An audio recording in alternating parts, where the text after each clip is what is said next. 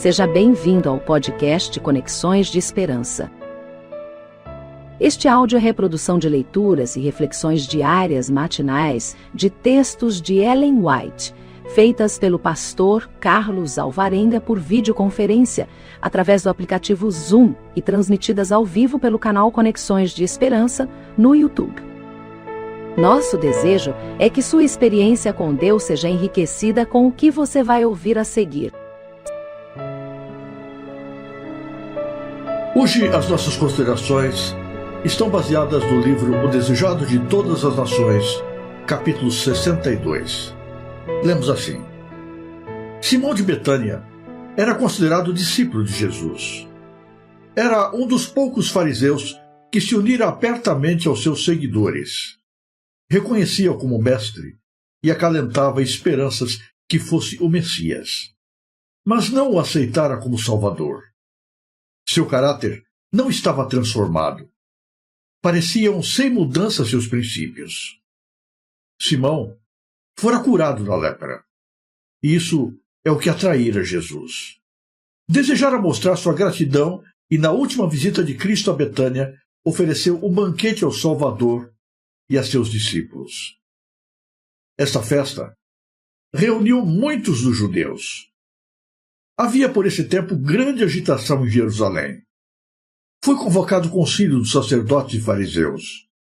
Desde a ressurreição de Lázaro, aumentara tanto a simpatia do povo para com Jesus que seria perigoso lançar mão dele abertamente. Assim, decidiram as autoridades prendê-lo em segredo.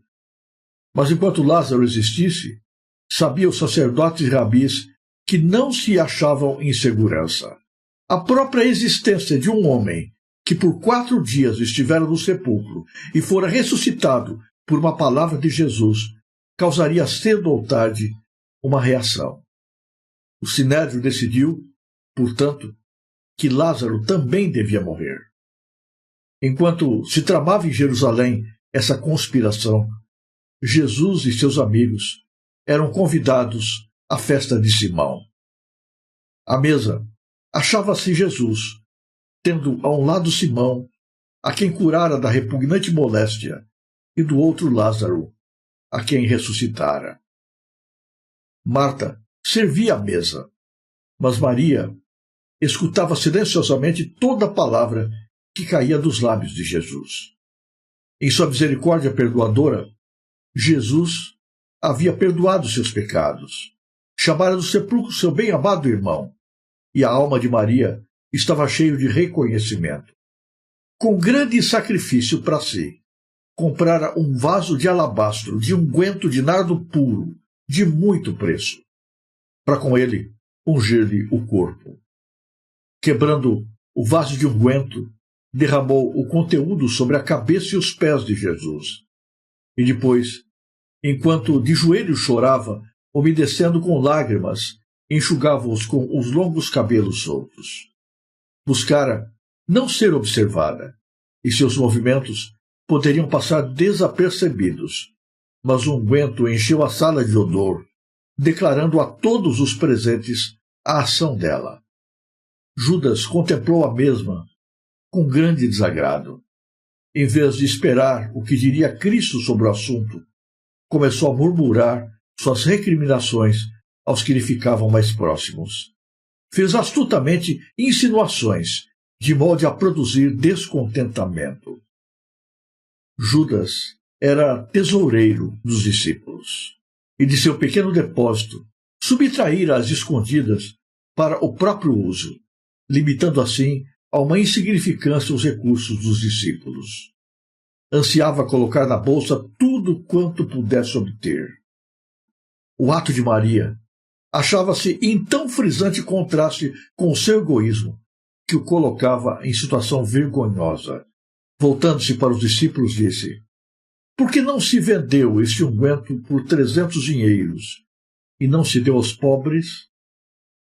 Ora, ele disse isso não por cuidado que tivesse dos pobres, mas porque era ladrão e tinha a bolsa e tirava o que ali se lançava.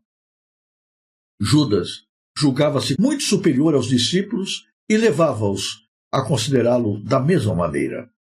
E a astuta insinuação que fez os levou a olhar com desconfiança a dedicação de Maria. Maria ouviu as palavras de crítica. O coração tremeu-lhe no peito. Talvez o mestre também a julgasse imprevidente. Sem se justificar ou apresentar desculpa, estava para se esquivar dali, quando se ouviu a voz de seu senhor. Deixai-a, porque a molestais. Viu que ela estava embaraçada e aflita. Sabia que, nesse ato de serviço, exprimira gratidão pelo perdão de seus pecados. E acalmou-lhe o espírito. Erguendo a voz acima dos murmúrios da crítica, disse: Ela praticou boa ação para comigo, porque os pobres sempre os tendes convosco, e quando quiserdes, podeis fazer-lhes bem, mas a mim nem sempre me tendes. Essa fez o que podia, antecipou-se a ungir o meu corpo para a sepultura. A fragrante oferenda que Maria pensara prodigalizar ao corpo inanimado do Salvador vazou a ela sobre ele vivo. No sepultamento, seu aprazível odor não poderia impregnar senão o túmulo. Agora alegrou-lhe o coração com a certeza de sua fé e amor. José de Arimateia e Nicodemos não ofereceram suas dádivas de amor a Jesus em vida. Com amargo pranto, levaram suas custosas especiarias ao frio e inconsciente corpo. As mulheres que levaram especiarias ao sepulcro em vão o fizeram, pois verificaram ter ele ressuscitado.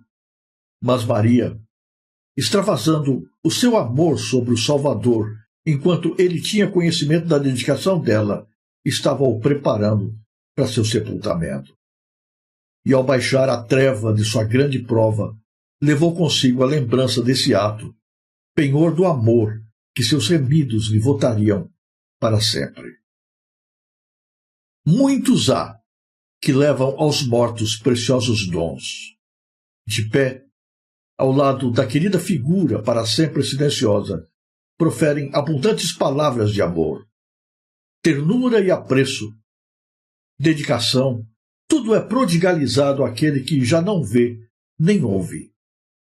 Houvessem essas palavras sido ditas quando o fatigado espírito tanto delas necessitava, quando o ouvido as aprenderia e o coração as podia sentir, quão precioso teria sido o seu perfume. Maria não sabia toda a significação de seu ato de amor. Não podia responder a seus acusadores. Não saberia explicar por que escolher aquela ocasião para ungir Jesus. O Espírito Santo planejara por ela, e ela lhe obedecera às sugestões. Cristo explicou a Maria o significado do seu ato, e com isso deu mais do que recebera. Ora, derramando esse perfume sobre o meu corpo, disse ele, ela o fez para o meu sepultamento. Como o vaso de alabastro foi quebrado e encheu toda a casa com sua fragrância, assim Cristo havia de morrer e seu corpo ser quebrantado. Mas ele se ergueria da tumba, e o perfume de sua vida havia de encher a terra. Em verdade vos digo, declarou Cristo, que em todas as partes do mundo, onde este evangelho for pregado, também o que ela fez será contado para sua memória.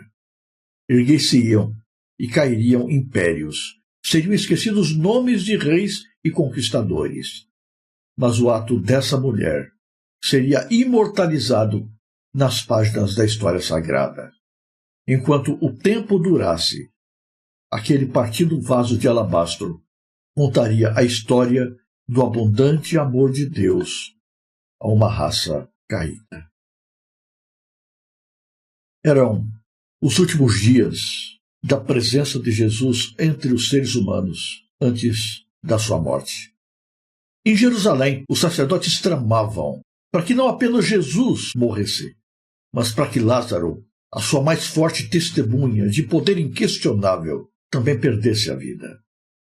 A Páscoa se aproximava.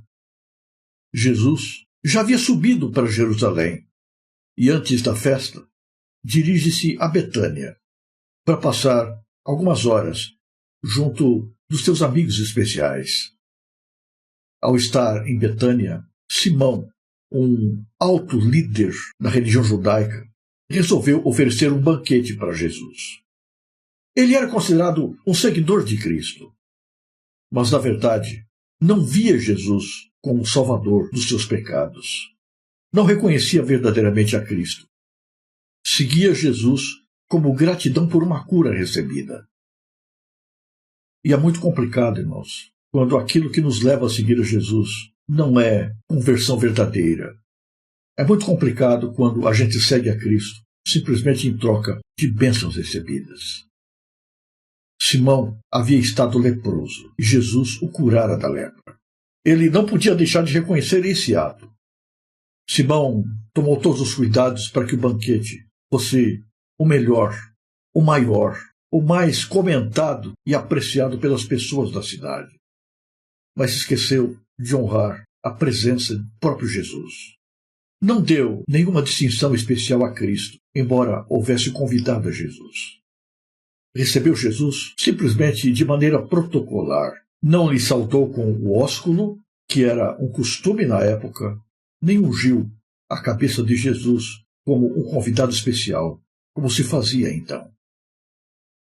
O banquete transcorria normalmente.